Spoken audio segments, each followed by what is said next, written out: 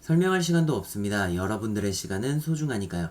연극영화과 입시생을 위한 연극에 관한 5분 안짝 기초 지식. 지금 바로 시작하겠습니다. 네, 6번째 시간이네요. 연극의 기원과 역사, 고대 그리스의 작가들에 대해서 한번 알아보려고 합니다. 목차는 다음과 같습니다. 넘어가죠. 학습 목표는 고대 그리스의 작가들을 안다. 오이디푸스 왕과 히랍 비극, 운명 비극에 대해서 안다. 입니다. 지난 시간 복습입니다. 고대 그리스 비극은 디오니소스 축제에서 테스피스가 단독으로 빠져나와 연기한 것을 시초로 보고 있으며 다양한 특징이 있지만 그 중에 코러스, 317론, 카타르시스가 대표적인 특징이라고 말할 수 있습니다. 고대 그리스 비극은 어떻게 발전을 했느냐에 대해서 한 번 더 짚고 넘어갈게요. 디오니소스 축제의 한 경연에서 출발했으며 지금의 나가수 혹은 코빅의 형식처럼 관객의 투표를 통해서 최고의 작품을 뽑지 않았을까 하고 추측을 하고 있습니다. 내용적인 측면에서는 영웅 혹은 왕의 파멸이 담긴 그리스 신화의 내용을 주로 담고 있고요. 희극의 경우에는 비극과 비극 사이에 즉흥극 혹은 막강극의 개념인 사티로스 극에서 발전되었다고 보고 있습니다. 다음으로는 고대 그리스 비극 작가에 대해서 알아보려고 합니다. 아이스킬로스는 고대 그리스 비극의 창시자라고도 불리우며 대표적으로는 프로메테우스, 아가멤논, 제주를 바치는 여인들, 자비로운 여신들이 있습니다. 간단하게 줄거리도 살펴볼까요? 프로메테우스는 인간을 위해서 불을 훔치고 인간에게 전달하고 이로 인해 신에게 벌을 받는 이야기입니다. 아가멤논은 트로이 전쟁에서 승리하기 위해 딸을 희생시키고 그로 인해 아가멤논이 아내에게 죽임을 당하는 이야기입니다. 다음으로는 소포클레스입니다. 배우를 3명으로 늘렸고 이로 인해 갈등이 심화되었습니다. 대표작으로는 오이디푸스 왕 콜로노스의 오이디푸스, 안티곤의 엘렉트라가 있습니다. 오이디푸스 왕은 전염병의 원인을 찾다가 자신의 운명을 받아들인 왕의 최후의 내용을 담고 있고요. 안티고네는 오빠의 장래를 위해서 왕의 명령을 어기고 이로 인해 안티고네가 죽게 된다는 이야기를 담고 있습니다. 다음으로는 에우리피데스입니다. 인간의 감정을 중심으로 작품을 썼고요.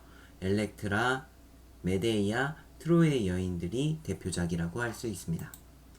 메데이아는 남편으로부터 버림받은 여자의 처절한 복수극을 그리고 있고요. 트로이의 여인들은 전쟁에서 패망하고 남은 여자들의 분투기를 다루고 있습니다. 여기까지 기원전 5세기경 고대 그리스를 대표했던 비극 작가 아이스킬로스, 소포클레스, 에우리피데스에 대해서 간단하게 알아봤습니다. 이어서 고대 그리스의 희극 작가와 고대 그리스 비극에서 보여지는 특징, 운명 비극, 희락 비극에 대해서도 알아보려고 합니다.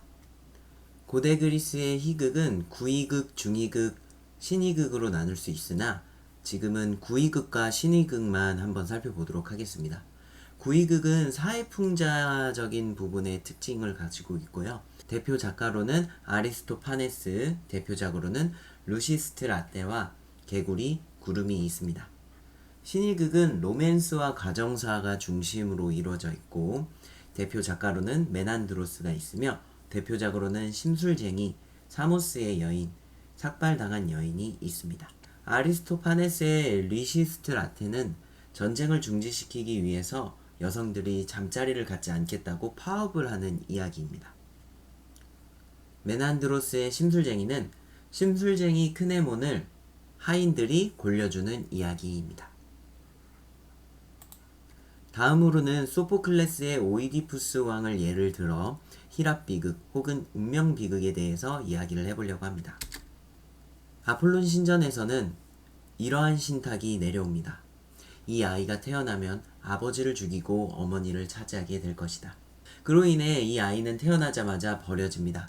그리고 이웃나라에서는 발목이 부은 자라는 뜻의 오이디푸스로 자라게 됩니다.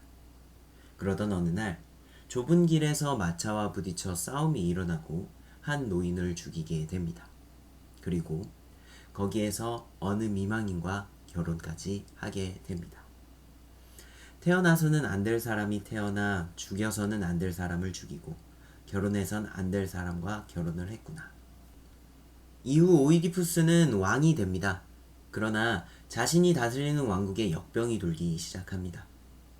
오이디푸스 왕은 이 역병의 원인을 찾지 말라는 말에도 불구하고 이 역병의 원인을 찾아 나서게 됩니다. 역병의 원인을 찾는 도중에 그 원인이 자신 때문이란 것을 깨닫게 됩니다. 그리고 자신의 잘못에 책임을 느낀 다음 자신의 눈을 찌르며 비극적으로 끝이 나게 됩니다. 오이디푸스 왕은 결국 자신의 운명에서 벗어나지 못합니다. 자유의 의지에 의해서 이 운명을 거부하려고 노력했지만 결국 좌절을 하게 되고 이 깨진 균형을 찾기 위해서 자신의 눈을 찌르며 희생하게 됩니다. 따라서 히랍 비극 혹은 운명 비극에는 다음과 같은 특징이 있습니다. 신의 뜻을 거역한 높은 신분의 파멸을 통해 운명은 거부할 수 없고 따라서 순리대로 살아야 된다 라는 것을 이야기하고 있어요. 덧붙여 이 나라를 통치하기 위해서 일부러 이런 식의 내용의 작품을 만들었지 않았나 라는 합리적 의심도 할 수 있을 것 같네요. 마지막으로 정리를 한번 해볼까요? 고대 그리스의 대표 작가로는 소포클레스, 아이스킬로스, 에우리피데스, 아리스토파네스, 메난드로스가 있었다. 히랍 비극 혹은 운명 비극은 높은 신분의 파멸을 통해 운명을 거부하지 말고 순리대로 살아야 함을 강조하고 있다. 이렇게 정리할 수 있을 것 같습니다. 오늘은 여기까지. 다음 시간에는 비극, 희극, 희비극에 대해서 한번 알아보도록 하겠습니다. 감사합니다. 그럼 안녕.